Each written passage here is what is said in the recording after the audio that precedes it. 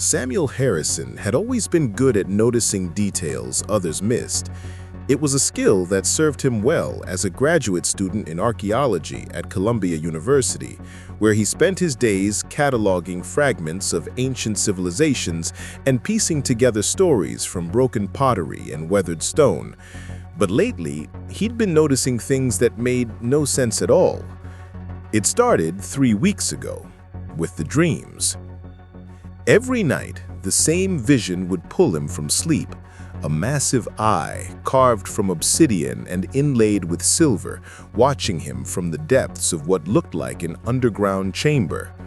The eye seemed to pulse with its own inner light, and in the dream, Sam could feel its gaze penetrating not just his mind, but his very soul. He would wake with his heart pounding and the taste of dust in his mouth, as if he'd actually been breathing the stale air of some forgotten tomb. At first, he'd dismissed the dreams as stress from his thesis work. He was researching pre-Islamic artifacts from the Indian subcontinent, spending long hours in the university's archives, surrounded by photographs and documentation of ancient relics. It made sense that his subconscious would conjure up mysterious artifacts of its own. But then came the waking visions. Sam first noticed them during his morning subway commute. Sitting in the rattling car beneath the city, he would catch glimpses of symbols carved into the tunnel walls, symbols that weren't there when he looked directly. Ancient script that seemed to writhe and shift at the edge of his vision, spelling out words in a language he didn't recognize but somehow understood. The guardian awakens. The time draws near. The eye sees all. He mentioned it to his roommate, Jake, who suggested he cut back on caffeine and get more sleep. Sam tried both, but the visions only grew stronger. Walking across Washington Square Park, he would see robed figures standing motionless among the trees, their faces hidden in deep shadows. When he blinked, they would be gone, replaced by nothing more than ordinary students and tourists. The breaking point came on a Thursday evening in late October. Sam was working late in the university library, the vast reading room nearly empty except for a few dedicated graduate students hunched over their laptops. The autumn rain drummed against the tall windows, and the warm glow of the reading lamps created pools of light in the gathering darkness. He was deep in research about ancient mystical practices when the text on his laptop screen began to change. The academic article about Mesopotamian religious artifacts dissolved, replaced by symbols that seemed to burn themselves into his retinas. The same script he'd been glimpsing in the subway tunnels now filled his screen, pulsing with a faint blue light. Samuel Harrison, descendant of the Guardians. The eye calls to you. Sam's hand trembled as he reached for the laptop's power button, but before he could shut it down, the screen went black on its own. For a moment, his reflection stared back at him from the dark screen. But it wasn't quite right. The reflection's eyes glowed with the same silver light he'd seen in his dreams, and behind his shoulder stood a figure in flowing robes. He spun around in his chair, heart hammering, but found nothing but empty space and the quiet rustle of pages from other students' books. When he turned back to his laptop, the screen displayed nothing but his normal desktop. That night, Sam barely slept. Every time he closed his eyes, he felt the weight of that obsidian gaze pressing down on him. By morning, he'd made a decision that surprised even himself. He was going to visit his Uncle Rick. Richard Stone lived in a brownstone on the Upper East Side that had been in their family for 3 generations. Sam's father had grown up there before moving to California, where he'd met Sam's mother and built a life far from the old family roots. Uncle Rick was his father's older brother, a man of quiet intensity who never married and who seemed to know more about the family history than he ever let on. Sam had always felt a strange connection to his uncle, though they rarely spoke beyond holiday phone calls and the occasional awkward family gathering. There was something in Rick's eyes, a depth of knowledge, perhaps even secrets, that made him think he might be the only person who could help him understand what was happening. The brownstone sat on a tree-lined street that somehow felt removed from the bustle of Manhattan, despite being right in the heart of it.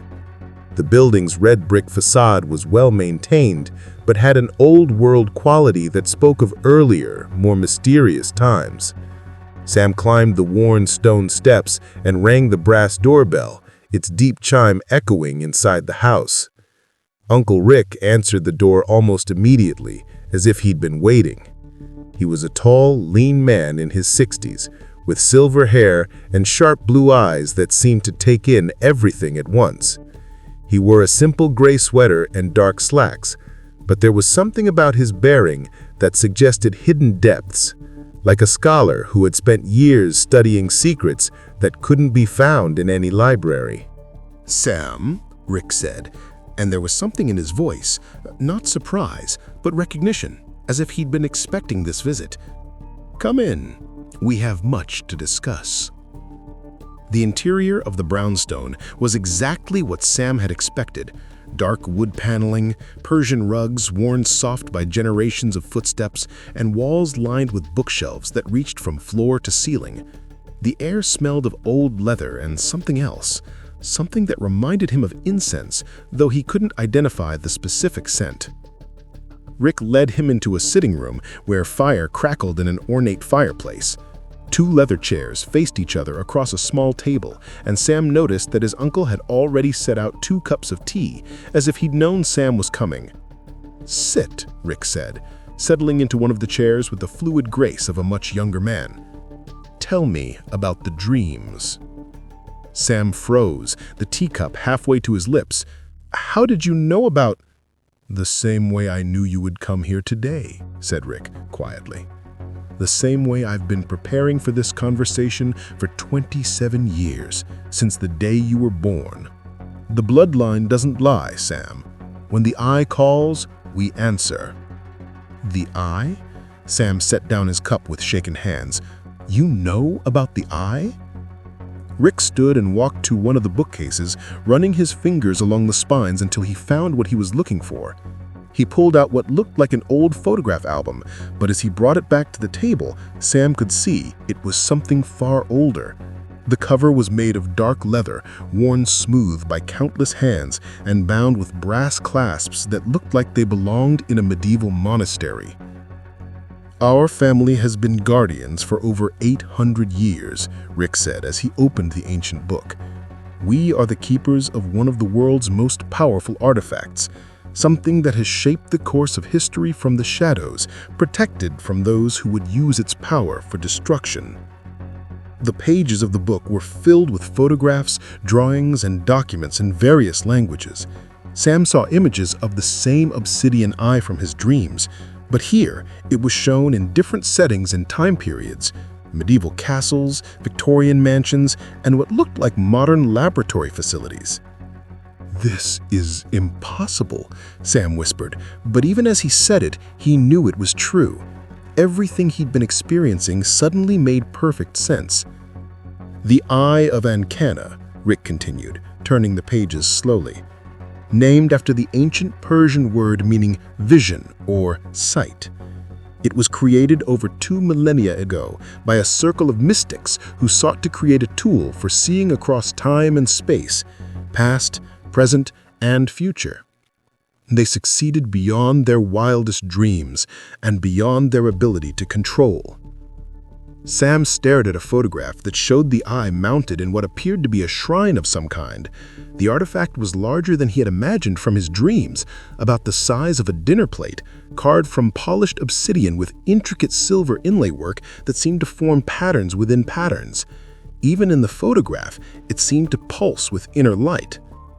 "The eye grants the wielder the ability to see truth in all its forms, hidden knowledge, distant events, the intentions of others, even glimpses of possible futures. But such power comes with a price. Those who attempt to use it for selfish gain find their minds consumed by the very visions they sought to control. Only those of pure intent, those who seek to protect rather than exploit, can safely channel its power. "And our family?" Sam asked, though he was beginning to understand. "We are its protectors. For 8 centuries, the eye has been passed down through our bloodline, hidden from governments, corporations, and individuals who would use it to gain power over others. Each generation produces one primary guardian, someone who can not only resist the eye's corrupting influence, but actually communicate with it." Rick turned to a page near the back of the book, and Sam saw a family tree that stretched back dozens of generations, names in various languages and scripts, but all connected by thin lines that trace the passage of guardianship through the centuries. "Your great-grandfather was the previous guardian," Rick said, pointing to a name near the bottom of the tree. "He protected the eye through 2 world wars, keeping it from falling into the hands of those who would have used it to tip the balance of power. Your grandfather was meant to be next, but he died young. The responsibility fell to your father." Sam's mind reeled. "My father knew about this?" "He ran from it," Rick said simply. "When the eye called to him in his 20s, as it's now calling to you, he chose a different path. He moved across the country, changed his name from Richard Stone Jr. to Robert Harrison, and tried to build a normal life. I don't blame him.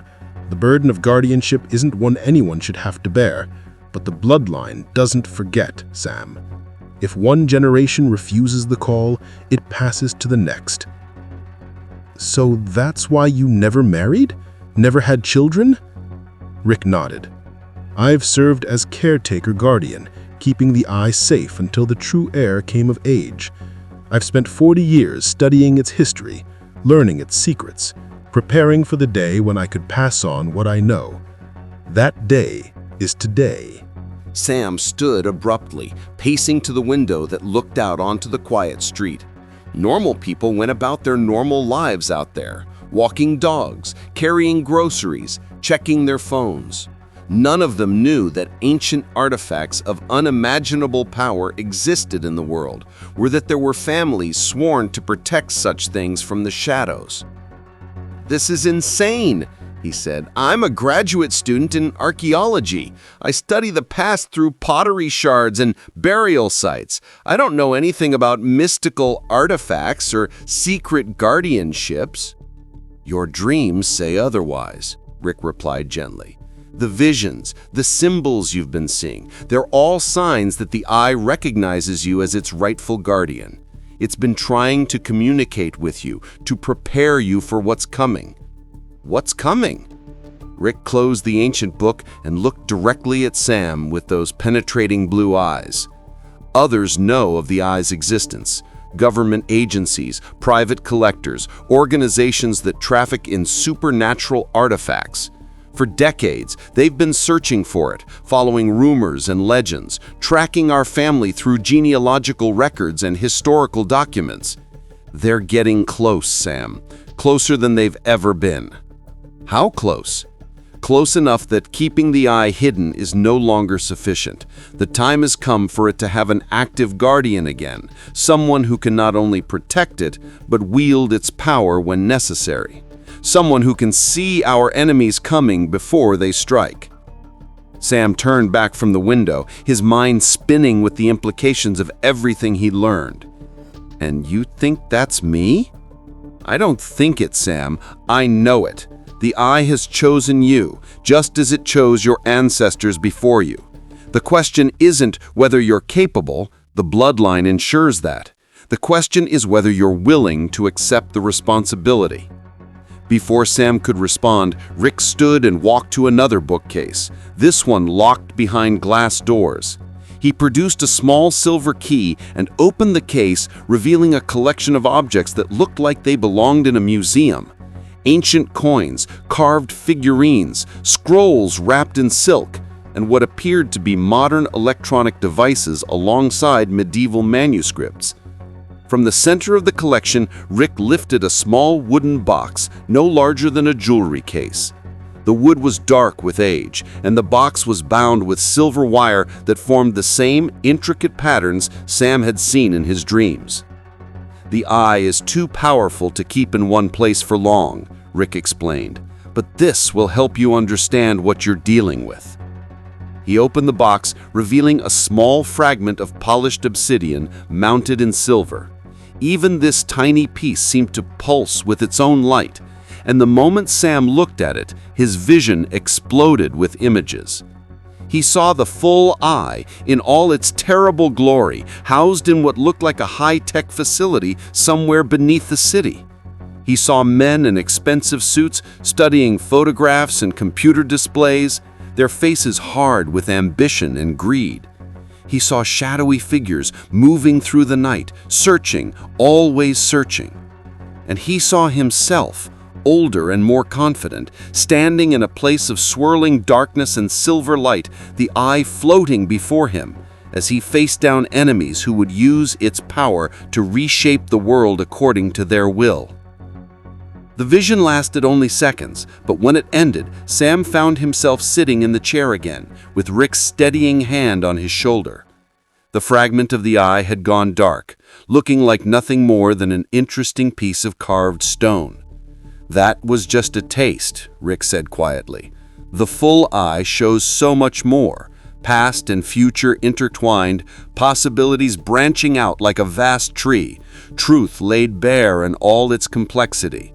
Are you beginning to understand?" Sam nodded, though his hands were still shaking. "Where is it, the real eye?" "Safe for now, but not for much longer. There are forces moving in the darkness, Sam, people who have spent decades and fortunes trying to locate it. They know our family name, they know our history, and they're closing in. Within days, possibly hours, they'll make their move." "Then what do we do?" Rick smiled, and for the first time since Sam had arrived, he looked genuinely pleased. "We do what Guardians have always done. We protect what must be protected, no matter the cost. But first, you need to understand exactly what you're up against. The people who seek the eye aren't just collectors or academics. They're representatives of organizations with resources that span the globe. Shadow corporations, rogue intelligence operatives, mystical societies that have existed in secret for centuries." He returned the obsidian fragment to its box and locked the case. "They won't hesitate to kill anyone who stands in their way. Once you accept the role of guardian, Sam, there's no going back to your normal life. You'll be marked as their enemy until the day you die, or until you pass the eye to the next generation." The weight of that statement settled over the room like a heavy blanket. Sam thought about his quiet life at the university, his thesis research, his plans for a career in academia.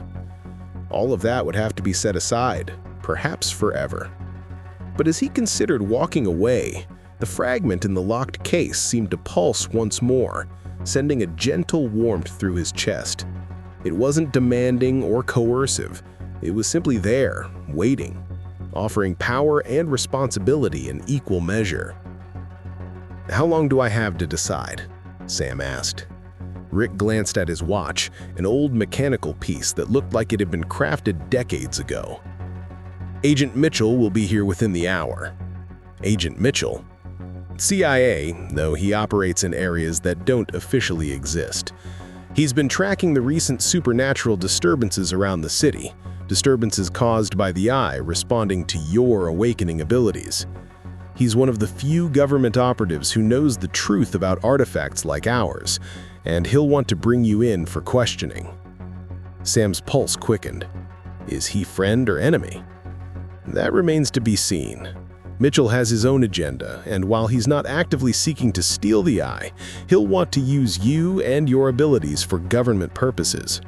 He represents a different kind of danger than the private collectors, more subtle, but perhaps more dangerous in the long run. Rick walked back to the fireplace and picked up a poker, stirring the flames until they blazed higher. The choice is yours, Sam. You can walk out that door and try to return to your normal life. The visions might fade, the dreams might stop, and you could spend your remaining years as a simple archaeologist. But the eye will remain unguarded, and eventually it will fall into the wrong hands. And if I stay? Then we begin your real education. I'll teach you everything I know about the eye's history, its powers, and the forces that seek to control it. You'll learn to harness the visions, to use them as tools rather than suffer them as afflictions. And when the time comes, you'll take your place as the guardian your bloodline has always destined you to be. Sam Harrison closed his eyes, took a deep breath, and made his choice. "Tell me everything," he said. Uncle Rick smiled and opened the ancient book once more. Rick turned the ancient pages carefully, each one revealing new layers of their family's hidden history. The photographs showed the eye in different time periods and locations, sometimes housed in ornate temples, other times hidden in modern safe houses. Each image seemed to pulse with the same otherworldly energy Sam had felt from the small fragment. The eye's power isn't just mystical, Rick explained, pointing to a photograph from what looked like the 1940s. It grants genuine precognitive abilities, the power to see events before they happen, to understand the true motivations of others, to perceive threats from vast distances. During World War II, your great-grandfather used it to save thousands of lives by predicting bombing raids and troop movements. Sam studied the wartime photographs, seeing his great-grandfather standing beside military officers, his eyes holding the same silver gleam Sam had glimpsed in his own reflection. But why keep it secret if it could help people? Because absolute knowledge corrupts absolutely. The eye shows you everything, Sam. Not just the good you could do, but every shortcut you could take, every enemy you could destroy, every advantage you could gain. The temptation to use it for personal benefit becomes overwhelming. That's why it requires a guardian, someone with the moral strength to wield ultimate knowledge without being consumed by it. The old man stood and walked to a cabinet Sam hadn't noticed before, pulling out what looked like a high-tech tablet computer. The device seemed oddly out of place among the antique furniture and ancient books. Modern technology has made our job both easier and infinitely more dangerous, Rick said, powering up the device. We can monitor threats globally now, but our enemies can also track us with unprecedented precision. The screen displayed a map of New York City, dotted with pulsing red markers. As Sam watched, several of the markers seemed to be moving in a pattern that was gradually converging on their location. "What are those?" "Surveillance teams," Rick said grimly. 3 different organizations, all closing in on this address. Agent Mitchell's people, a private security firm working for collectors we haven't identified yet, and... He paused, studying a cluster of markers approaching from the south. Something new. Those movement patterns don't match any government agency I know. Before Sam could respond, a soft chime echoed through the house, the sound of the front doorbell. Rick glanced at his watch and frowned. "Mitchell's early," he muttered, but as he looked at the tablet screen, his expression grew more concerned. "No. Mitchell's team is still 6 blocks away. Someone else is at our door." Rick moved with surprising speed for a man his age, crossing to another cabinet and producing what looked like a handgun, though its design was unlike any weapon Sam had ever seen. The barrel was wider than normal, and strange symbols were etched along its length. "Stay behind me," Rick whispered, moving toward the front of the house. "And whatever happens, don't let them see the fragment." They creeped toward the front hall, where tall windows flanked the entrance door. Rick peered carefully through one of them, then stepped back with a sharp intake of breath. "Dr. Frederick Ward. I should have expected this." "Who's Dr. Ward?" "Someone I hoped we'd have more time before meeting." Rick tucked the unusual weapon into his jacket. "He's a legitimate scholar like you, but he's been tracking supernatural artifacts for decades. He's not evil exactly, but he's ambitious, and he has resources that could be very dangerous in the wrong hands." The doorbell chimed again, more insistently this time. "Should we ignore him?" Rick shook his head. He knows we're here, and if we don't answer, he'll find other ways to get what he wants. Better to control the encounter. Rick straightened his sweater and walked to the door with the casual confidence of a man receiving an expected guest. When he opened it, Sam saw a middle-aged man in an expensive overcoat, his gray hair perfectly styled despite the rain. Dr. Ward had the bearing of someone accustomed to getting his way, polite but determined, with sharp eyes that missed nothing. "Richard," Dr. Ward said with a slight smile, "may I come in? I believe we have much to discuss." "Frederick." Rick's tone was carefully neutral. "This is unexpected." "Is it? The mystical disturbances across the city this past month have been quite pronounced. Anyone with the proper instruments would have detected them." Dr. Ward's gaze moved past Rick to Sam, and his eyes showed a flicker of recognition. "And this must be Samuel. You have your great-grandfather's eyes." Sam felt a chill run down his spine. How could this stranger know what his great-grandfather looked like? Rick stepped aside reluctantly, allowing Dr. Ward to enter. The scholar moved into the sitting room with the confidence of someone who had been there before, though Sam was certain his uncle had never mentioned any previous visits. "I apologize for the intrusion," Dr. Ward said, settling into the chair Sam had vacated. "But current circumstances require urgency. There are forces moving tonight that will change everything, for your family and for the artifact you protect." "What forces?" Rick remained standing, positioning himself between Dr. Ward and the locked cabinet containing the eye's fragment. Dr. Ward reached into his coat and produced what looked like a smartphone, though its screen displayed symbols and patterns rather than normal apps. "Victor Cross has finally made his move. His acquisition team entered the country 6 hours ago, and they're not here for negotiation." Sam had never heard the name, but Rick's face went pale. Cross is supposed to be in Europe. He was, until someone, I wonder who, triggered enough mystical disturbances to draw his personal attention.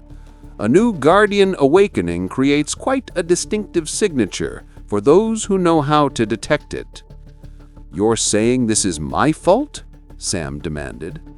"I'm saying it's inevitable," Dr. Ward replied calmly. "The eye has been dormant too long. When it finally chose its next guardian, every collector and government agency monitoring supernatural activity would have noticed. The question isn't whether they'd come, it's whether you'll be ready when they arrive." Rick moved to the window and peered out at the street. The rain was heavier now, turning the streetlights into blurry halos in the darkness. "How long do we have?" "Cross's team will be in position within 2 hours. Agent Mitchell's people are already setting up a perimeter. They intend to take Samuel into protective custody, though that custody will genuinely be protective remains to be seen." Dr. Ward stood and approached the locked cabinet with casual confidence. "Which is why I'm here to offer an alternative." "What kind of alternative?" Sam asked, though he wasn't sure he wanted to hear the answer. Dr. Ward turned to face him directly, and Sam saw something in the man's eyes that reminded him uncomfortably of his own dreams, a depth of knowledge that seemed to stretch beyond normal human experience. "I represent a consortium of scholars and researchers who have been studying supernatural artifacts for over a century. We have resources, Sam, safe houses, research facilities, protection that your uncle simply cannot provide. More importantly, we have other guardians." Rick spun around from the window. "Other guardians? Did you think the Eye of Ankana was the only artifact of its kind?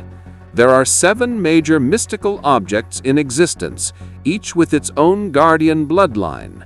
The Sphere of Kronos, the Mirror of Truth, the Crown of Dominion, the Staff of Elements." Dr. Ward paused. "The Eye of Ankana. Most have been dormant for decades, but recent global events have awakened several of them simultaneously. Sam felt the weight of this revelation settling over him like a heavy cloak. You're saying there are others like me? Like you, like your great-grandfather, like the first guardian of your bloodline 8 centuries ago. We're part of something much larger than any single family's responsibility. Dr. Ward moved closer to Sam, his voice taking on an urgent tone. But we need to move quickly. Cross isn't just after the eye. He's been systematically hunting down guardian bloodlines, and he's gotten very good at doing so. What does he want with them? Rick asked, though his expression suggested he already knew the answer. What every collector wants: power. But Cross has discovered something the rest of us missed. The 7 artifacts weren't meant to be used separately. When brought together by their rightful guardians, they create something far more powerful than the sum of their parts. The implications of this statement hung in the air like a physical presence. Sam found himself thinking about the visions he'd experienced, the way the eye fragment had shown him glimpses of possible futures. If that was just a tiny piece of one artifact's power, what could 7 complete artifacts accomplish together? And Cross wants to collect all 7? Sam asked. He already has 2, Dr. Ward said grimly. The Staff of Elements and the Crown of Dominion. Their guardians, well, let's just say they're no longer in a position to protect their heritage. Rick's hand moved instinctively toward his jacket, where he'd hidden the unusual weapon. You're talking about murder.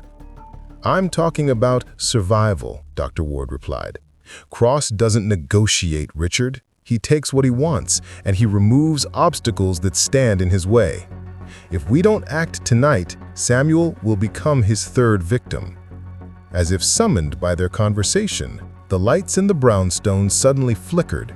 For a moment, the room was plunged into near darkness, lit only by the fire in the grate.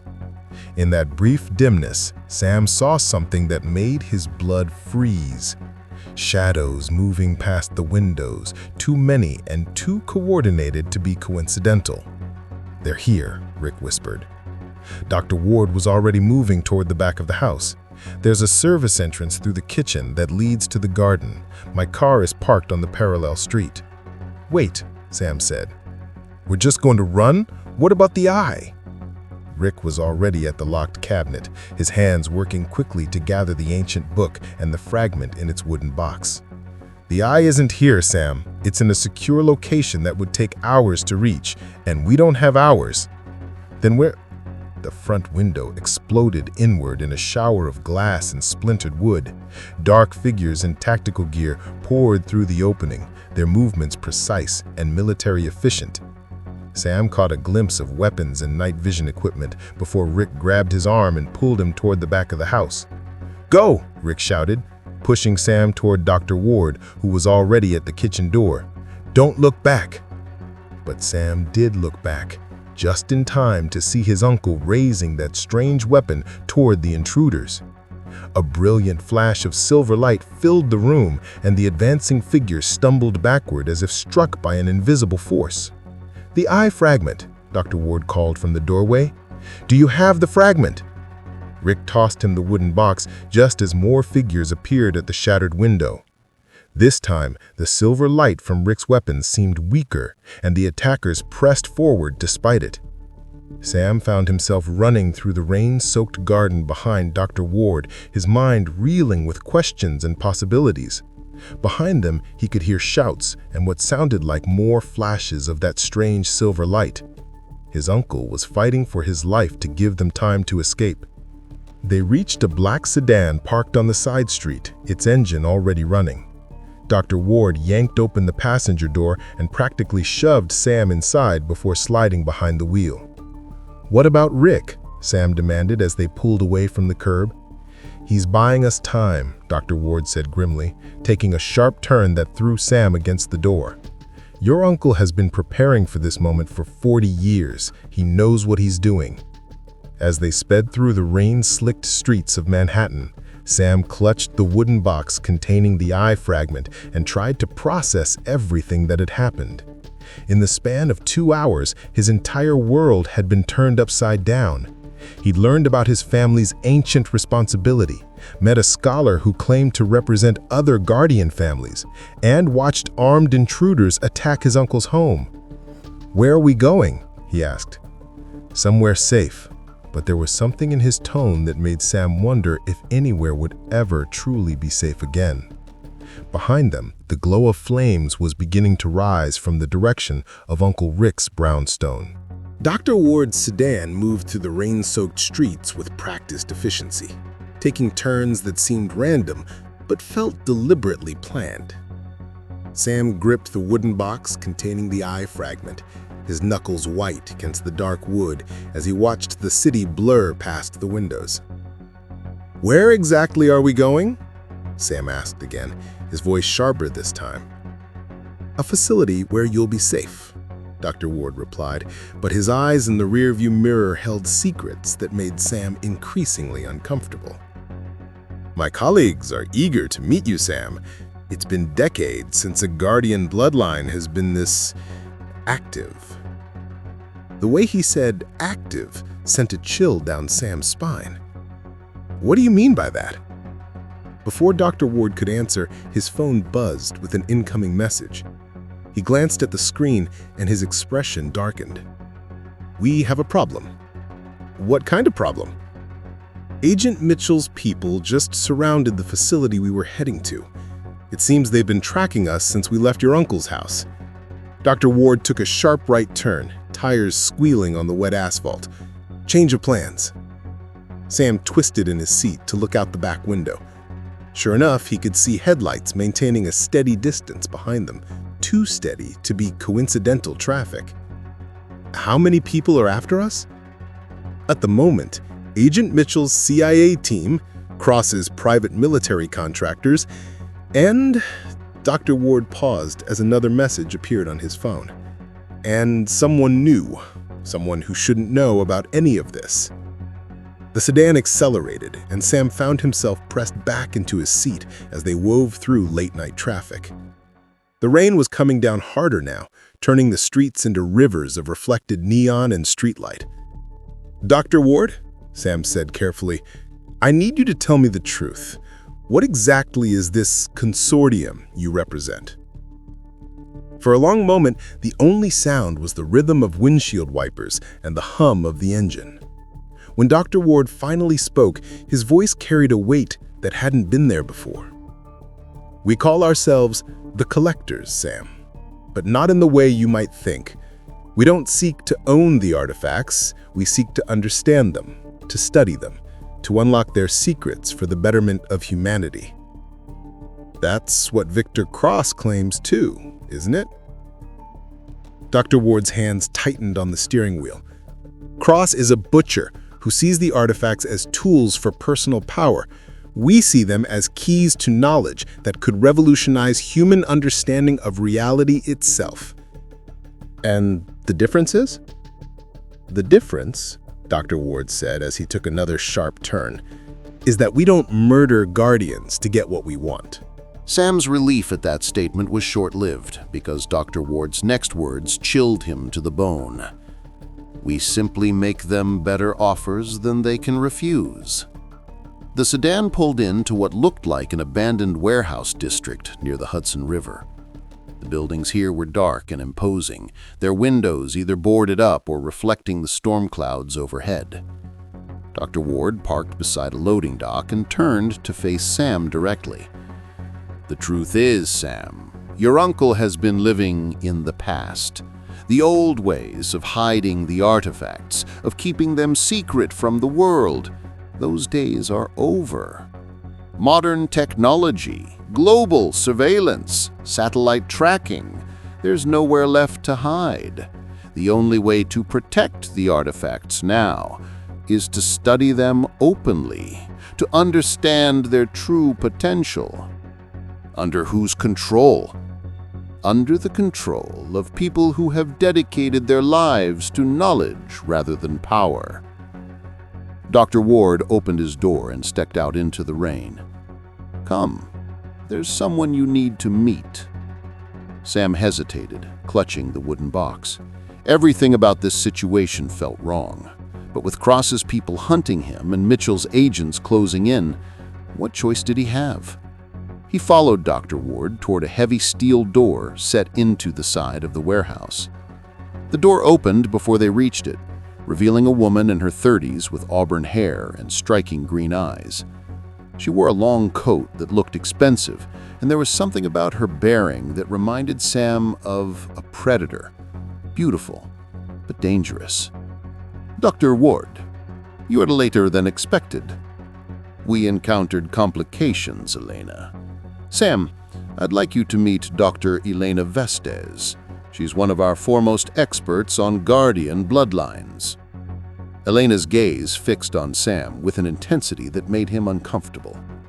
"Samuel Harrison, the newest Guardian of the Eye of Ankana. We've been waiting a long time to meet you." She led them through the warehouse, which had been converted into something that looked like a cross between a research laboratory and a museum. Tables held ancient artifacts under careful lighting, while banks of computers displayed data streams and mystical symbols. Several people in lab coats moved between the stations, their faces focused on their work with the kind of intensity Sam recognized from his own academic pursuits. "Impressive, isn't it?" Elena said, noticing his amazement. "We have fragments and documentation for 6 of the 7 major artifacts. Yours would complete our collection." "I'm not here to give you anything," Sam said quickly. "Dr. Ward said you could offer protection." Elena smiled, and the expression didn't reach her eyes. "Protection, yes, but surely you understand that such protection comes with expectations." They stopped at a central table where what looked like architectural blueprints were spread out under bright lights. Sam recognized some of the locations from the photographs in Uncle Rick's book, the places where the eye had been housed throughout history. "We know where your family has hidden the full eye, Sam," Elena said casually. "Underground facility beneath the old subway tunnels, accessible through the abandoned City Hall station. Very clever, really. Your great-grandfather chose well." Sam's blood ran cold. "How could you possibly know that?" "The same way we knew you had awakened as a guardian before your own uncle told you. We've been monitoring your bloodline for decades, Sam, waiting for the right moment to make contact." Dr. Ward moved to stand beside Elena, and for the first time, Sam noticed how they looked at each other. Not like colleagues, but like co-conspirators. "The eye has been dormant too long. In your hands, properly trained and supported, it could help us locate and protect the remaining artifacts before Cross gets his hands on them." "And if I refuse?" Elena's smile faded. "Then Cross will eventually find the eye anyway, and you'll be dead within a week.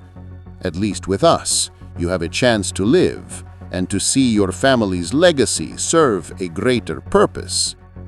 Before Sam could respond, alarms began blaring throughout the warehouse.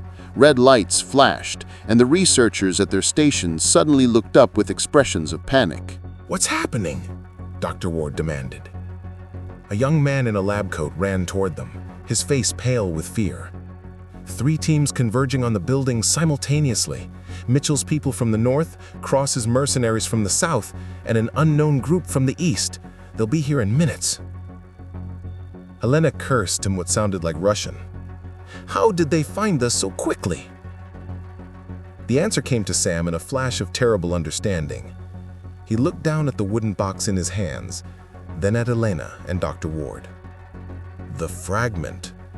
You've been tracking the fragment." "Of course we have," Elena said impatiently. "How else do you think—" She stopped, her eyes widening as the implications hit her. "But if we can track it, then so can everyone else," Sam finished. "You've been using me as bait." The sound of vehicles screeching to a halt outside the warehouse echoed through the building. Car doors slammed, and Sam could hear the measured footsteps of multiple teams taking tactical positions. Dr. Ward was already moving toward what looked like an emergency exit. "We need to go, now." But Elena stood her ground, her attention focused on Sam. "Give me the fragment and I can get you out of here safely." "Like you got me here safely?" "This is different. Cross's people will kill you on sight. Mitchell's agents will lock you away in some government facility where you'll never see daylight again. But with us..." Her words were cut off by the explosive sound of the main warehouse door being blown off its hinges. Smoke poured into the space, and through it came figures in tactical gear, their weapons raised and ready. "Federal agents!" a voice shouted. "Nobody move!" But Cross's mercenaries had entered from the opposite side of the warehouse at the same moment, and suddenly the space erupted in chaos. Gunfire echoed off the concrete walls as the two forces engaged each other, with the Collector's researchers trapped in the middle. Sam found himself crouching behind an overturned table, still clutching the wooden box. Elena had vanished in the smoke, but Dr. Ward was beside him. His earlier scholarly demeanor had been replaced by something harder and more dangerous. "This way," Dr. Ward hissed, pointing toward what looked like a maintenance tunnel. "There's an exit through the old storm drain system." As they ran for the tunnel, Sam caught glimpses of the battle raging around them. Mitchell's agents were professional but cautious, trying to minimize civilian casualties. Cross's mercenaries showed no such restraint, their weapons aimed to kill rather than capture. The Collector's researchers were scattering like startled birds, abandoning their precious artifacts to save their lives. They reached the tunnel entrance just as a new voice cut through the chaos, a voice that spoke with absolute authority and cold precision. "Enough!" The gunfire stopped instantly. Through the smoke, Sam saw a figure walking calmly into the warehouse, seemingly unconcerned by the weapons trained on him from all directions. He was a man in his 50s, impeccably dressed despite the chaos around him, with silver hair and eyes that seemed to see everything at once. Victor Cross. "Mr. Mitchell," Cross said, his voice carrying easily across the warehouse. "Dr. Ward, how refreshing to find you all in one place." A figure emerged from the smoke on the federal agent's side, a tall, lean man with military bearing and sharp eyes that missed nothing. Agent Mitchell looked like someone who had spent years dealing with situations that officially didn't exist. "Cross," Agent Mitchell said, his weapon still raised. "You're a long way from your usual hunting grounds. The Guardian Awakening changed the rules of the game. Surely you understand that." Sam watched this exchange from the mouth of the tunnel, trying to understand the dynamics at play. These weren't just random enemies. They had history, relationships that went deeper than simple professional rivalry. "Where is he?" Cross asked. "Where is the new Guardian?" Mitchell's eyes swept the warehouse, and for a moment his gaze seemed to find Sam in the shadows. "Even if I knew, what makes you think I'd tell you?" Cross smiled, and the expression was terrifying in its complete lack of warmth. "Because, Agent Mitchell, we both know what happens when artifacts of this magnitude fall into the wrong hands. The difference is, you still believe in the illusion that there are right hands. And you believe in taking what you want, regardless of the consequences. I believe in results." Cross raised his hand, and Sam saw something that made his blood freeze. The man was wearing a ring, not just any ring, but one that pulsed with the same silver light Sam had seen from the eye fragment. As Cross gestured, every electronic device in the warehouse began to spark and smoke. The Collector's computers shut down with sharp popping sounds. The Federal agents' radios died with bursts of static. Even the overhead lights flickered and went out, leaving the warehouse lit only by the emergency lighting and the eerie glow from Cross's ring. "The crown of dominion," Dr. Ward breathed beside Sam. "He actually has it with him." Cross's voice carried through the darkness with unnatural clarity. "I can see you all, you know. Every heartbeat, every breath, every terrified thought. The crown shows me everything I need to know." Sam felt a terrible pulling sensation, as if something was trying to draw him out of the tunnel and into the open. The fragment in the wooden box grew warm against his chest, and he realized that the two artifacts were resonating with each other. "There you are," Cross said, and his voice was suddenly much closer. Sam ran. The storm drains beneath Manhattan were a labyrinth of concrete tunnels, rusted pipes, and forgotten maintenance passages that stretched for miles beneath the city. Sam ran through the darkness, the wooden box clutched against his chest, his footsteps echoing off the curved walls despite his efforts to move quietly. Behind him, he could hear the sounds of pursuit. Multiple teams, their voices carrying through the tunnels as they coordinated their search. Cross's mercenaries were methodical and professional, while Mitchell's agents called out in military shorthand that Sam couldn't understand. But most terrifying of all were the moments of absolute silence, when he knew Cross himself was using the crown of dominion to track him through supernatural means. The eye fragment in the wooden box had grown warm against his chest, and he realized it was responding to the proximity of Cross's artifact. Each time the two relics drew closer together, the fragment would pulse with silver light, creating a beacon that his enemies could follow. He needed to get as far away from the artifact's resonance range as possible, but that meant abandoning the fragment, and with it, his only connection to his family's legacy and the power of the eye. Sam emerged from a maintenance tunnel into what looked like an abandoned subway platform. The tiles were cracked and water-stained, covered with decades of graffiti, but the platform was dry and offered multiple exit routes. He paused to catch his breath and check his surroundings. The silence was broken by the soft sound of footsteps on the platform behind him. Sam spun around to see Agent Mitchell emerging from a different tunnel, his weapon drawn but pointed at the ground rather than at Sam. "Easy," Mitchell said, his voice calm and professional. "I'm not here to hurt you." "Then what do you want?" Sam demanded, backing toward the edge of the platform. "To keep you alive long enough to have a conversation." Mitchell holstered his weapon and raised his hands to show he was unarmed. "Cross has teams covering every exit from this section of the tunnels. You won't make it out alone. And I'm supposed to trust you after what happened at the warehouse?" Mitchell's expression softened slightly. "Fair point. But consider this. If I wanted to capture you, I wouldn't have come alone. My team is currently creating a distraction 3 levels up, drawing Cross's people away from the main exit routes." Sam studied the agent's face, looking for signs of deception. Mitchell appeared to be in his 40s, with the kind of weathered features that spoke of years spent in dangerous situations.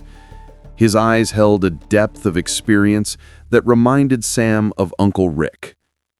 "How do I know this isn't another trap?" "Because Victor Cross just demonstrated that he has the crown of dominion, which changes everything. 3 weeks ago, this was about protecting a single artifact from falling into the wrong hands. Now we're talking about preventing someone from collecting multiple artifacts of ultimate power." The sound of distant gunfire echoed through the tunnels, and both men tensed. "Your team's distraction?" Sam asked. Mitchell nodded. "Cross's people don't negotiate. They shoot first and worry about collateral damage later." He paused, listening to the gunfire. "We have maybe 10 minutes before they realize you're not up there with my agents. What do you want from me?" "Information. Your uncle mentioned that the eye was hidden in a secure location. I need to know where. So you can take it for the government? So I can make sure Cross doesn't get his hands on it. Do you have any idea what someone could do with the combined power of the Eye of Ankana and the Crown of Dominion? They could see every secret, control every mind, manipulate every decision made by world leaders. And the difference between that and government control is?" Mitchell was quiet for a moment, And when he spoke, his voice carried a weight of personal conviction. The difference is oversight, accountability, and the hope that democratic institutions can prevent any one person from wielding absolute power. Cross answers to no one but himself. Before Sam could respond, a new voice cut through the tunnel, cold, precise, and unnaturally amplified. Agent Mitchell, Samuel Harrison, how convenient to find you together.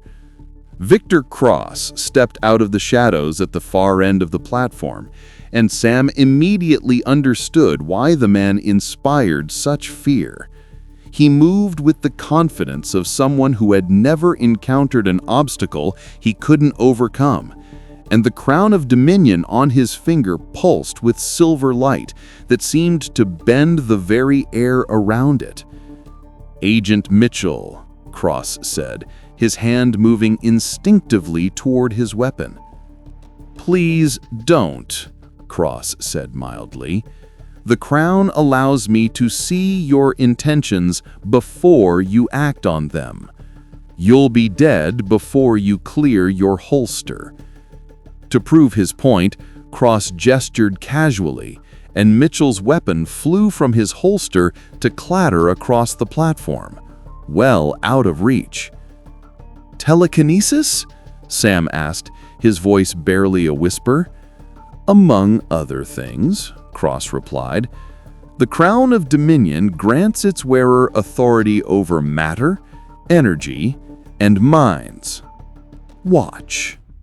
He turned his attention to Mitchell, and Sam saw his expression go blank, his posture straightening as if he was suddenly standing at attention. "Agent Mitchell," Cross said conversationally, "please tell me where the Eye of Ankana is hidden." "Underground facility," Mitchell replied in a monotone voice, "beneath the abandoned City Hall subway station, accessible through maintenance tunnels from the old pneumatic postal system." Sam stared in horror as the agent revealed information he shouldn't have known. Information that could only have come from Uncle Rick during some previous encounter. "Excellent," Cross said. "And the security measures protecting it?" "Biometric locks keyed to Guardian bloodline. Multiple fail-safes designed to destroy the artifact if tampered with by unauthorized personnel." Cross's gaze shifted to Sam. "Which means I need you alive, after all, Mr. Harrison. How fortunate." The compulsion holding Mitchell seemed to break, and the agent staggered backward, his eyes focusing with confusion and anger. "What did you do to me?" "Nothing permanent," Cross assured him. "Though I am curious why a CIA operative has detailed knowledge of Guardian security protocols. It suggests your agency has been monitoring the Harrison family far longer than officially admitted." Mitchell's jaw tightened, but he said nothing. Cross approached Sam with the casual confidence of a predator closing in on cornered prey. "The fragment you carry is quite remarkable, you know. Even that tiny piece contains enough mystical energy to level a city block if properly channeled. But it's nothing compared to the complete artifact." "You'll never get it," Sam said, though his voice lacked conviction. "The security systems will recognize you as the rightful guardian and grant me full access. That's how these ancient protections work, Samuel. They respond to bloodline, not to intention." The terrible truth of that statement settled over Sam like a heavy weight. His very existence as a guardian made him a key that could unlock the eye for anyone clever enough to use him. "However," Cross continued, "I am not entirely unreasonable. Join me willingly, and I'll allow you to see the true potential of your heritage. The Eye of Ankana combined with the Crown of Dominion could reshape human civilization itself. Imagine a world without war, without poverty, without the chaos of competing interests. All it requires is someone with the vision and will to impose order." "Whose order?" Sam demanded. "Mine initially, but in time you could learn to share that responsibility. The Guardian bloodlines were meant to work together, Samuel. Your ancestors understood that." Mitchell stepped forward, his expression grim. "Don't listen to him, Sam. I've seen what happens to societies under the control of people who believe they know what's best for everyone else." Cross waved his hand dismissively, and Mitchell froze mid-step, unable to move, though his eyes remained alert and furious. The agent's narrow perspective is understandable. He spent his career believing in the illusion that humanity can govern itself effectively. But you're an archaeologist, Samuel. You've studied the rise and fall of civilizations. You know how it always ends: chaos, conflict, collapse. The artifacts offer a chance to break that cycle. Sam looked at Mitchell, frozen in place by the Crown's power, then at Cross, whose absolute confidence was somehow more terrifying than any direct threat. "What happened to the other Guardians, the ones whose artifacts you already possess?" For the first time, Cross's expression showed something that might have been regret. "They chose to resist rather than adapt. The Staff of Elements required its guardian to make the ultimate sacrifice to prevent its misuse. The Crown's previous guardian attempted to use his artifact against me, and discovered that ultimate power without wisdom leads to self-destruction. You killed them. I offered them the same choice I'm offering you. They chose poorly." The fragment in Sam's wooden box was growing warmer, and he realized that Cross was using the Crown to somehow influence the Eye's power. The two artifacts were definitely responding to each other, creating a resonance that made the air itself seem to vibrate with mystical energy. "Time grows short," Cross said. "My people will have secured the area within minutes. Come with me willingly, and we'll retrieve the Eye together. Resist, and I'll simply take what I need and leave Agent Mitchell to explain to his superiors how he lost both you and the artifact." Sam's mind raced through his limited options. He could surrender and hope to find some way to stop Cross once they reached the Eye. He could try to run and almost certainly be caught within minutes. Or… The wooden box in his hands suddenly felt different, not just warm, but alive with possibility. The fragment was trying to communicate with him, showing him glimpses of potential futures that branched out from this moment like the roots of a vast tree. In one future, he saw himself standing beside Cross as cities burned and governments fell. In another, he was dead on the tunnel floor while Cross walked away with the fragment. But in a third possibility, barely visible, almost too faint to perceive, he saw something else entirely. "I have a counter-proposal," Sam said. Cross raised an eyebrow. "I'm listening." Sam opened the wooden box, revealing the obsidian fragment with its silver inlay work. The moment the artifact was exposed, the entire platform was flooded with silver light, and both Cross and Mitchell staggered backward as mystical energy washed over them. "The Eye chooses its own guardian," Sam said, his voice carrying new authority as the fragment's power flowed through him. "And it chooses to be free." The silver light from the Eye fragment exploded outward with the force of a mystical shockwave, washing over the abandoned subway platform and illuminating every crack and crevice in the ancient tiles. Both Cross and Mitchell staggered backward as the energy hit them, but their reactions were dramatically different. Cross, protected by the Crown of Dominion, remained standing, though his confident expression flickered with surprise. The crown on his finger pulsed with darker energy, creating a barrier of shadow that pushed against the Eye's radiance. Mitchell, however, dropped to his knees, but instead of pain, his face showed wonder and clarity as if a fog had suddenly lifted from his mind. "My God," he whispered, "I can see everything." Sam felt the fragment's power flowing through him like electricity through his veins, and suddenly understood what Uncle Rick had tried to prepare him for. The eye wasn't just an artifact, it was alive, conscious, and it had been waiting centuries for him to finally accept his role as its guardian. "Show him," a voice whispered in his mind. Not Cross's voice, but something far older and infinitely more patient. "Show him what he truly serves." Images flooded Sam's consciousness, visions that the eye projected not just to him but to everyone present on the platform. They saw Cross's true history, not the wealthy collector he pretended to be, but something far more sinister. The visions showed Cross in different time periods, his appearance unchanged by the passing decades. They saw him manipulating wars, orchestrating disasters, feeding on chaos and suffering like a parasite. The crown of dominion hadn't made him powerful. It had made him immortal, sustained by the pain of others. "Enough!" Cross snarled, raising his hand. The crown flared with dark energy, and Sam felt the compulsion trying to seize his mind. "You don't understand what you're dealing with, boy. The eye chooses strength, not sentiment." But the eye's fragment had shown Sam the true purpose of the Guardians was not to hide the artifacts from the world, but to prevent them from falling under the control of beings like Cross, entities that existed only to consume and corrupt.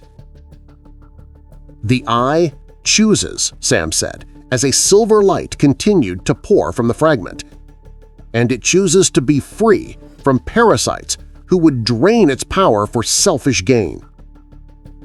Cross's expression twisted with rage, and he gestured toward Mitchell.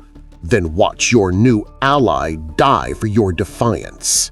The crown's dark energy lashed out like a whip aimed directly at Mitchell's head. But the agent didn't flinch. Instead, he raised his hand, and to everyone's amazement, a barrier of silver light sprang up to deflect the attack. "The eye shows me the truth," Mitchell said, his voice filled with wonder. "You're not human anymore, are you, Cross?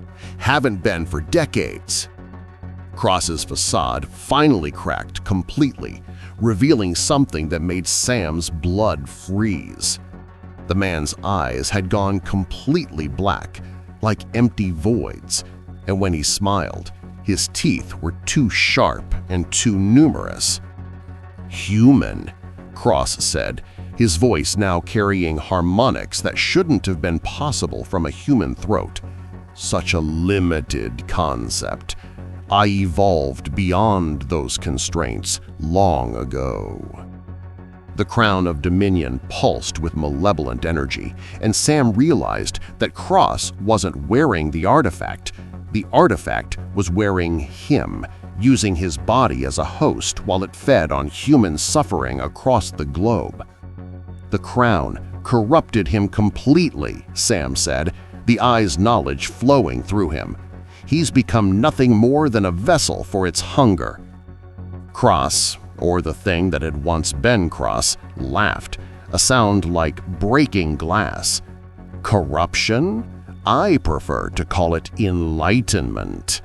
The crown showed me that humanity's greatest flaw is its attachment to mortality, to weakness, to the illusion of free will." He gestured, and the platform began to shake as his power pressed against the ancient subway structure. "Join me willingly, Guardian, or I'll collapse this entire section of tunnels and dig the eye from the rubble of your corpse." Sam felt the fragment growing warmer in his hands, and more visions flooded his mind. Not just of possible futures, but of the past. He saw the original creators of the artifacts, mystics who had sought to create tools for enlightenment and protection. He saw how the crown had been corrupted by its first wielder's hunger for power, becoming a parasite that jumped from host to host across the centuries. Most importantly, he saw what the artifacts could do when united by guardians of pure intent, not to control or dominate, but to heal the damage that beings like Cross had inflicted on the world. "Mitchell," Sam said, never taking his eyes off Cross, "can you reach the others, the federal agents upstairs?" "The eye showing me their locations," Mitchell replied, his voice filled with amazement. "But Sam, there's something else you need to know. Your uncle, he's alive." Relief flooded through Sam, followed immediately by renewed determination. If Rick had survived the attack on the brownstone, then the family's knowledge hadn't been lost. Where is he? Moving through the tunnels toward the old City Hall station. He's different now. The weapon he used against Cross's people, it changed him somehow. Cross hissed with frustration, the sound echoing off the tunnel walls. "Enough delays. You have 10 seconds to surrender the fragment, or I start collapsing tunnels until you comply." But Sam was no longer listening to Cross's threats. The eye was showing him something else, a vision of the complete artifact housed in the secure facility beneath the abandoned station. More than that, it was showing him how to reach it safely, using passages that even Cross's supernatural senses couldn't detect. "The eye wants to go home," Sam said, understanding flooding through him. "It's been waiting for its guardian to guide it back to where it belongs." He closed his eyes and let the fragment's power flow through him completely. When he opened them again, they glowed with the same silver light as the artifact itself.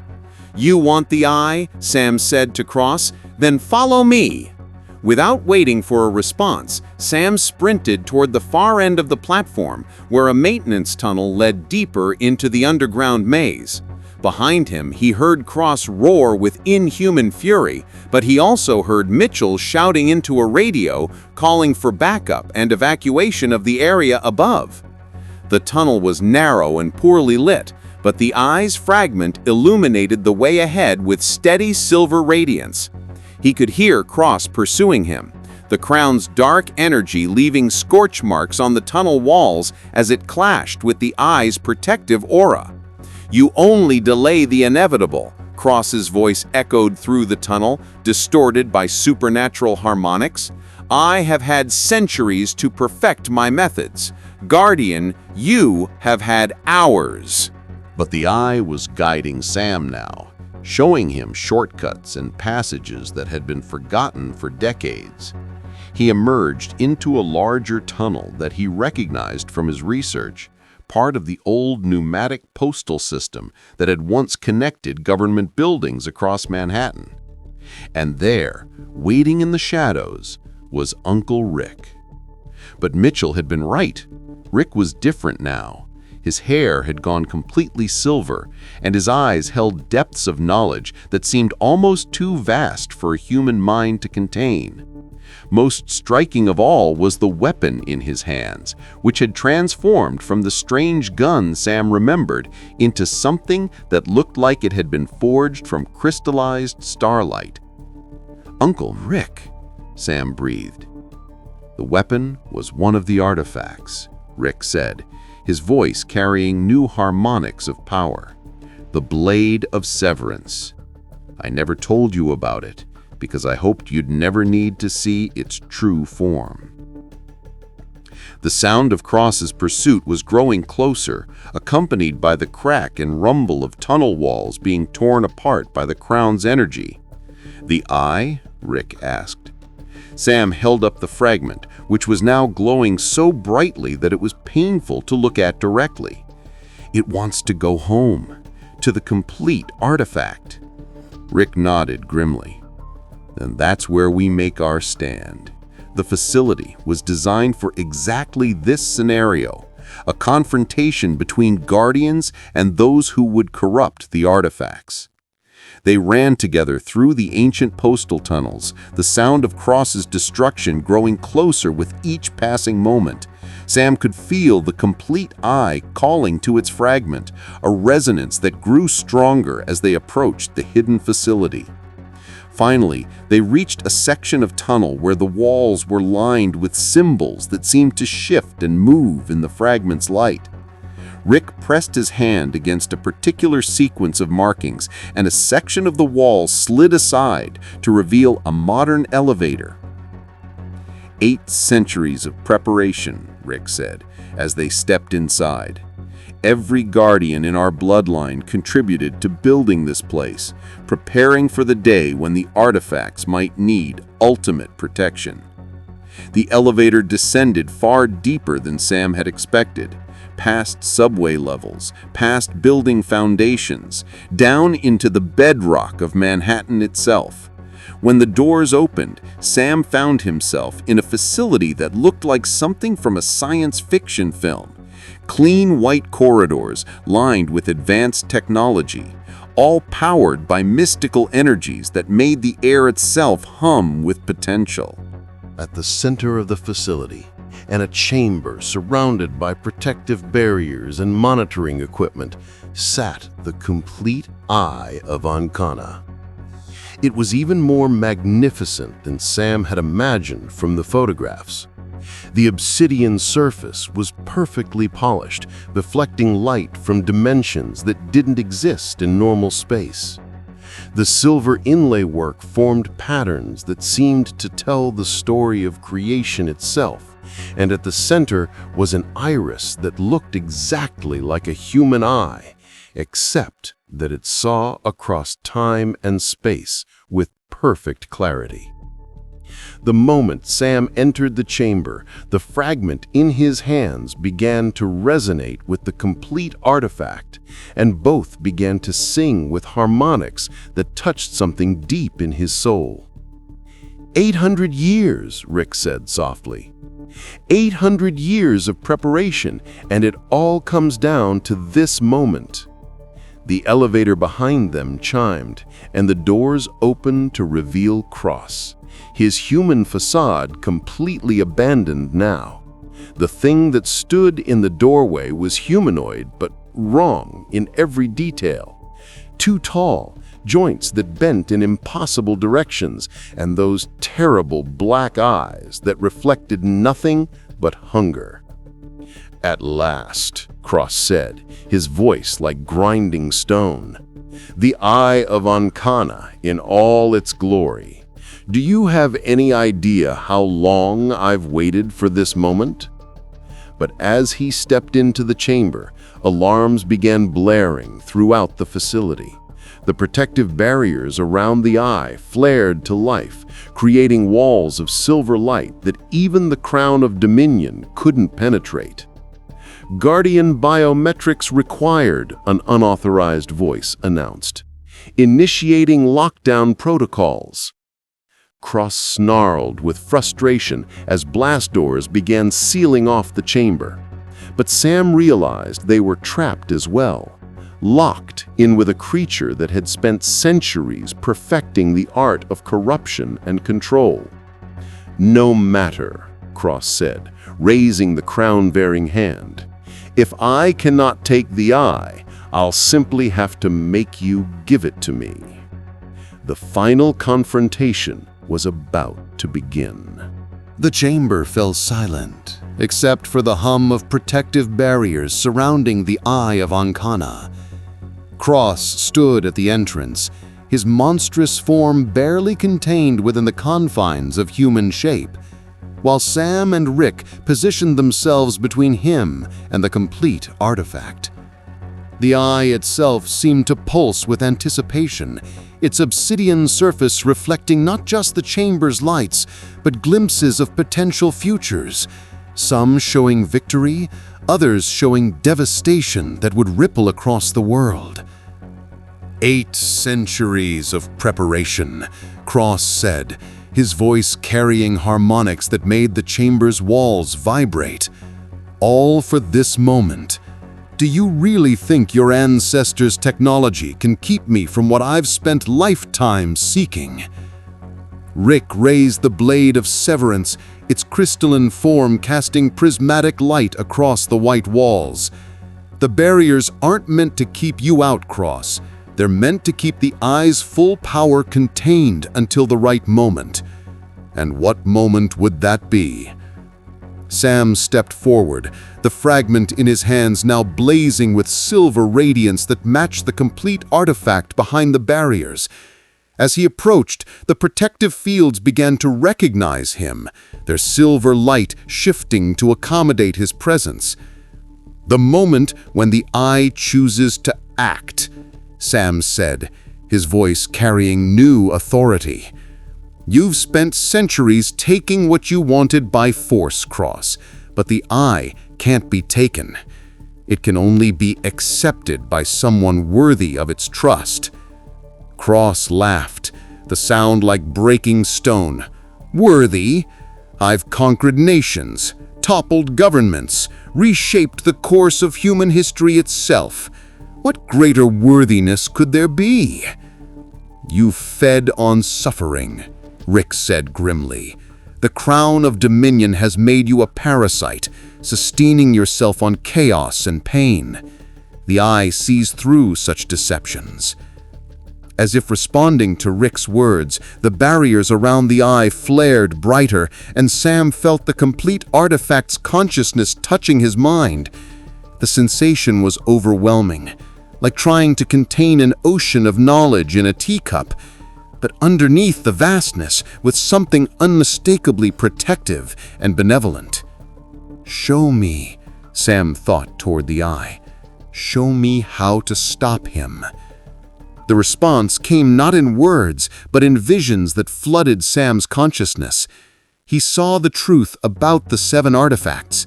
They weren't just mystical tools, but living entities created to serve as guardians of human potential. The Eye of Ankana granted sight across time and space. The crown of dominion was meant to inspire just leadership.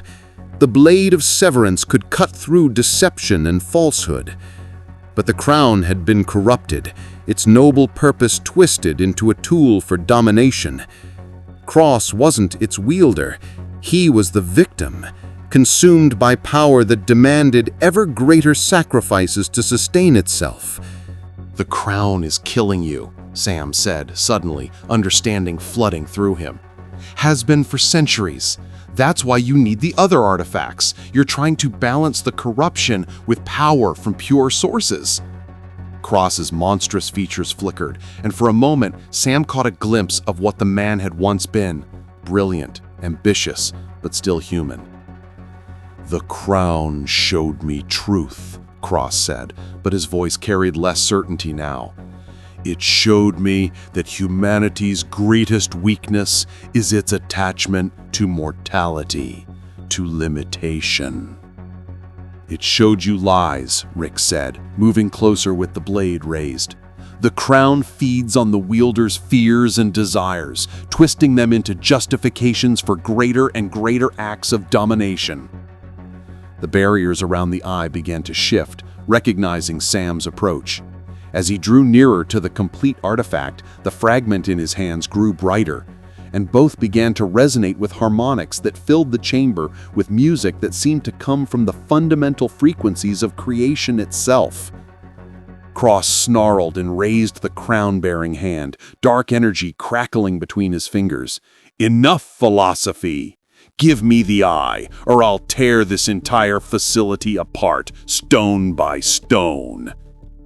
But as he unleashed the crown's power against the chamber's barriers, something unexpected happened. The blade of severance in Rick's hands flared with brilliant light, and the dark energy was not just deflected, but severed from its source, dissolving into harmless sparks. The blade cuts through deception and corruption, Rick said, his voice filled with wonder. It can sever the connection between Cross and the crown. Cross staggered backward, his monstrous form flickering as the crown's influence wavered. Impossible! I am the crown. The crown is me. We are eternal. You were tricked, Sam said, stepping through the barriers that parted before him like curtains of light. The crown convinced you that immortality required the consumption of others, but that was never true. The artifacts sustain themselves. They don't need to feed. He reached the pedestal where the complete eye rested, and the moment his hand touched its surface, the chamber exploded with silver radiance. The fragment he'd been carrying dissolved into pure light and merged with the complete artifact, restoring it to its full power for the first time in decades. The eye's consciousness merged with Sam's completely, and suddenly he could see everything, past, present, and future, unfolding like an infinite tapestry. He saw the moment when Cross first touched the crown, driven by noble intentions to bring order to a chaotic world. He saw how the crown had slowly corrupted that desire, feeding on Cross's fears until he became nothing more than a vessel for its hunger. But he also saw something else.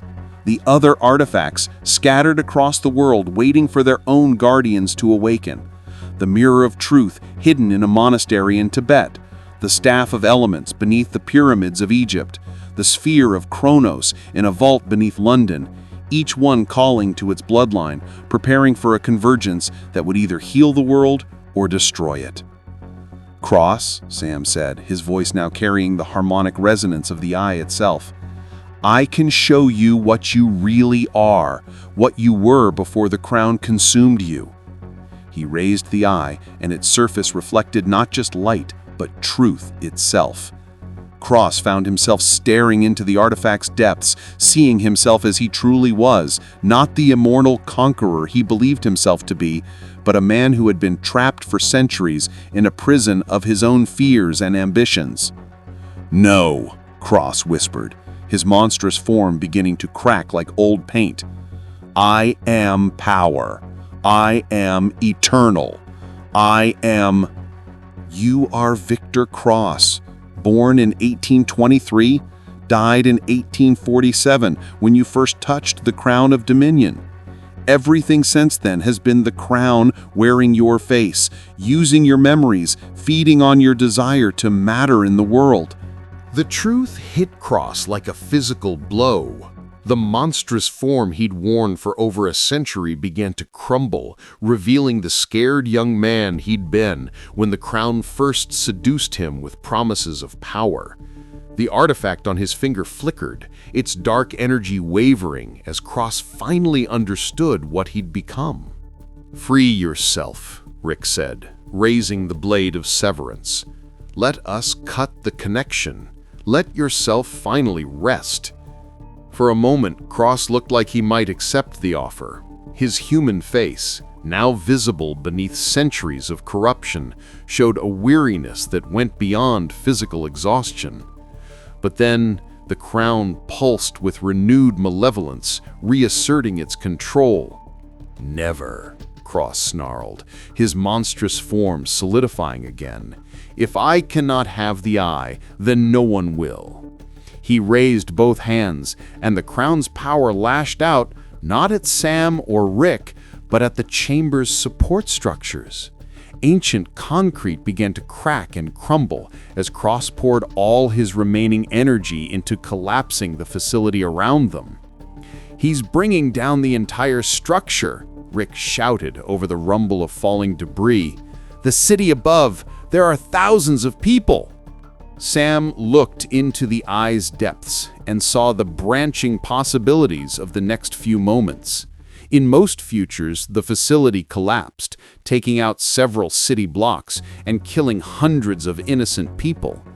But there was one possibility, faint and difficult to achieve, where everyone survived. It would require him to use the eye's full power for the first time, channeling forces that could easily consume him if he wasn't strong enough to contain them.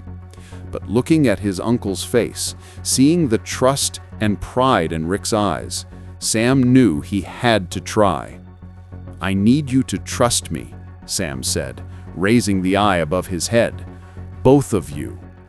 The artifact's power flowed through him like liquid starlight, and suddenly, Sam wasn't just seeing the chamber around him, he was seeing the entire structure of reality itself, the invisible threads that connected all things across time and space. He could feel the weight of the city above, the lives of the people who had no idea that their existence hung in the balance of this moment. With careful precision, Sam began to weave those threads, reinforcing the chamber's structure not with physical matter, but with the fundamental forces that held reality together. The collapse slowed, stopped, reversed, as mystical energy flowed into the very atoms of concrete and steel. But the effort was enormous, and Sam felt his human consciousness beginning to fragment under the strain. He was becoming something more than human, his awareness expanding across dimensions that normal minds couldn't comprehend. "Hold on to who you are!" Rick's voice reached him across the mystical maelstrom. "Remember your humanity, Sam. That's your strength, not your weakness." Sam focused on his uncle's voice, on the love and pride he heard there, and used it as an anchor to maintain his sense of self. The eye's power was vast, but it was also wise. It wouldn't consume him if he remained true to his essential nature. Cross, meanwhile, was pouring the last of his stolen life force into his attack, his form becoming more and more transparent as the crown drained him completely. "If I fall," he gasped, "I take the world with me." But Sam was ready for him. With the eye's full power at his command, he could see the web of dark energy that Cross was weaving, and with surgical precision, he began to unravel it thread by thread. "No more," Sam said, his voice carrying the authority of someone who had glimpsed the fundamental truth of existence. "Your time is over, Cross.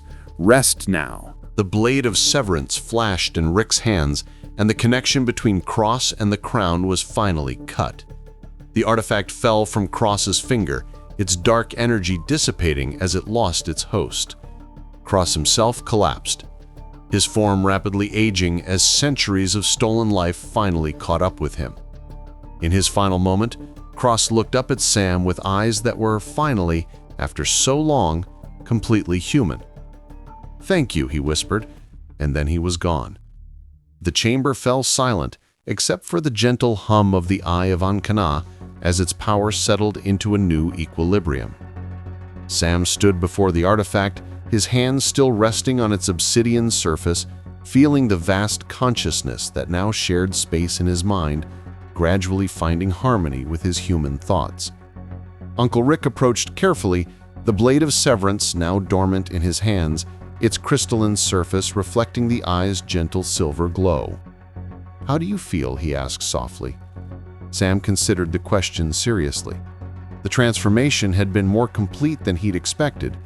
He could still perceive multiple layers of reality simultaneously, see the threads of possibility that connected all things, feel the pulse of mystical energy flowing through the city above. But underneath it all, he was still himself. "Different," he said finally, "but not lost. The eye. It doesn't want to replace who I am, it wants to enhance it.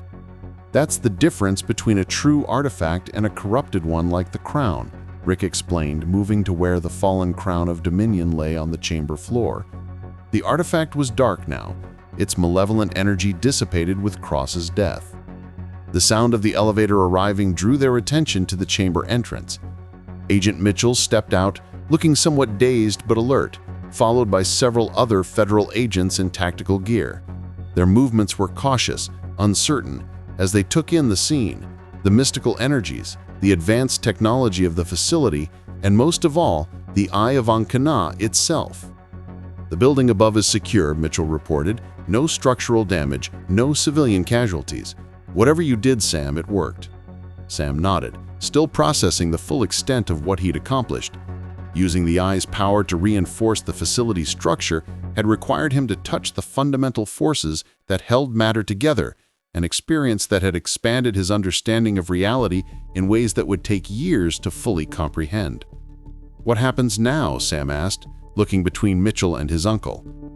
Mitchell holstered his weapon and approached the eye's pedestal, his expression filled with professional curiosity and personal awe. It depends on several factors. Officially, this facility doesn't exist. Neither does the Eye, nor any of what happened here tonight. Cover up? Rick asked, though his tone suggested he'd expected as much. Compartmentalization, Mitchell corrected. There are maybe a dozen people in the entire intelligence community who have clearance to know about supernatural artifacts. The rest of the world isn't ready for this kind of truth. Sam felt a flicker of frustration, but the Eye's influence helped him understand the larger picture.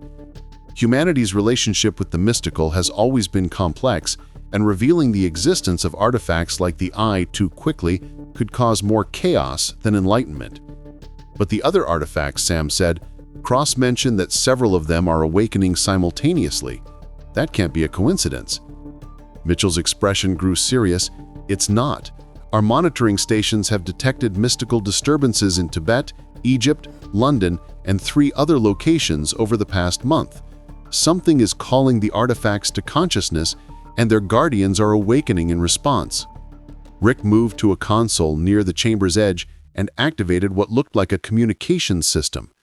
The screens that lit up showed a world map dotted with pulsing markers, 7 in total, including their current location. The convergence, Rick said quietly. My father told me about this, though he never expected to see it in his lifetime.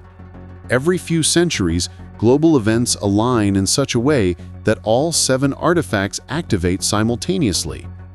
What kind of global events? Mitchell asked. Sam, drawing on the Eye's expanded awareness, suddenly understood. Crisis points, moments when humanity's future hangs in the balance, times when the artifact's guidance could prevent catastrophic mistakes or help navigate unprecedented challenges. The Eye showed him glimpses of the current world, climate change, technological disruption, social upheaval, the growing potential for conflicts that could reshape civilization itself. The artifacts weren't awakening randomly, they were responding to humanity's need for wisdom and guidance. So what's our role in all this? Mitchell asked. Rick gestured to the world map. We make contact with the other guardians, help them understand their heritage before people like Cross can corrupt or manipulate them. The artifacts are stronger when their guardians work together. And if we can't reach them in time? Sam looked into the Eye's depths and saw flashes of potential futures, some showing a world where the artifact's power was used wisely to solve humanity's greatest challenges, others where corrupted guardians brought about unprecedented destruction. Then we hope we've prepared enough to handle whatever comes next, Sam said.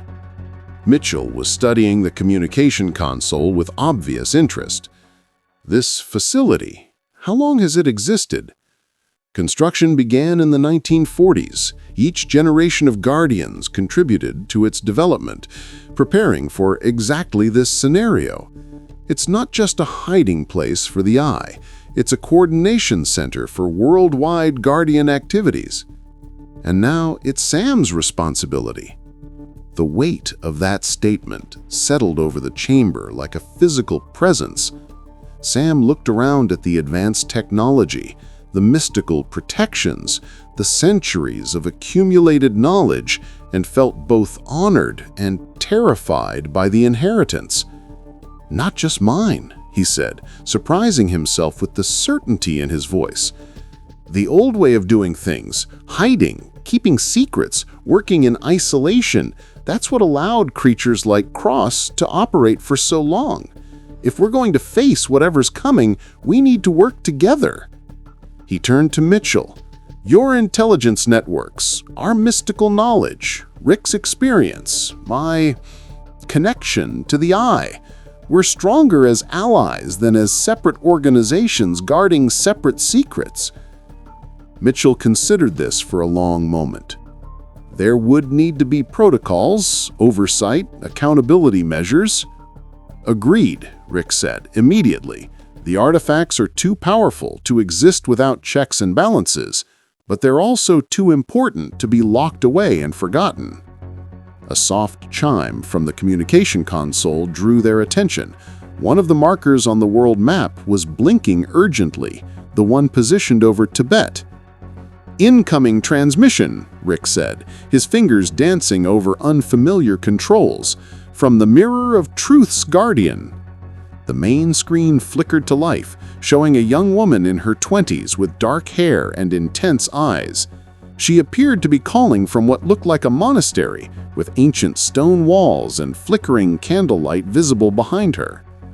"Is this the facility in New York?" she asked, her accent carrying hints of both American education and Tibetan upbringing.